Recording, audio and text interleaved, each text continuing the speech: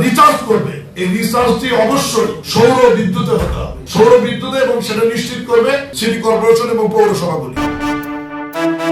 স্থানীয় সরকার, পল্লী উন্নয়ন ও সমবায় প্রতিমন্ত্রী মীর শাহে আলম বলেছেন, ব্যাটারি চালিত রিকশাগুলোকে রেজিস্ট্রেশনের আওতায় আনা হচ্ছে। তবে রেজিস্ট্রেশন পেতে হলে এসব রিকশার ব্যাটারি সৌর বিদ্যুতের মাধ্যমে রিচার্জ করতে হবে। 17 আগস্ট সচিবালয়ে সাংবাদিকদের এক প্রশ্নের জবাবে তিনি এ তথ্য জানান। প্রতিমন্ত্রী বলেন, ব্যাটারি চালিত রিকশাগুলোকে রেজিস্ট্রেশনের আওতায় আনা হবে। তবে সৌর বিদ্যুতের বাইরে অন্য কোনো মাধ্যমে ব্যাটারি রিচার্জ করা হলে সেই রিকশাকে রেজিস্ট্রেশন দেওয়া হবে না। সৌর বিদ্যুতের বাইরে অন্য বিদ্যুৎ দিয়ে চার্জ দিলে জরিমানার বিধান থাকবে।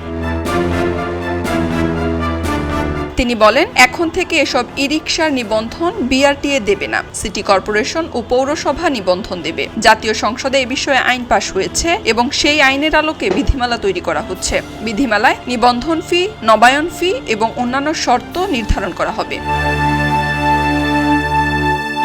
ব্যাটারি চালিত রিকশার ফিটনেস সম্পর্কে প্রতিমন্ত্রী বলেন, নিবন্ধন ও নবায়নের জন্য বুয়েট অথবা জেলা পর্যায়ে সরকারি পলিটেকনিক্যাল ইনস্টিটিউটের অটোমোবাইল শাখা থেকে ফিটনেস সার্টিফিকেট নেওয়া বাধ্যতামূলক করা হবে। ফিটনেস সার্টিফিকেটের পর ট্রাফিক পুলিশের প্রতি স্বাক্ষর নিয়ে সেটি সিটি কর্পোরেশন বা পৌরসভায় জমা দিতে হবে। ঢাকা শহরের অটোরিকশাগুলোকে 8টি জোনে ভাগ করার পরিকল্পনার কথা জানিয়ে প্রতিমন্ত্রী বলেন, ঢাকাকে 8টি জোনে ভাগ করা হবে। সেই 8 জোনে 8 রঙেরই রিকশা থাকবে। তারা জোনের বাইরে যেতে পারবেন না। গেলে ব্যবস্থা নেওয়া হবে। বিধিমালা প্রণয়ন হলে এটার কাজ শুরু হবে। 13 সিটি, পৌরসভা, উপজেলা সহ সব জায়গায় এটা কার্যকর হবে।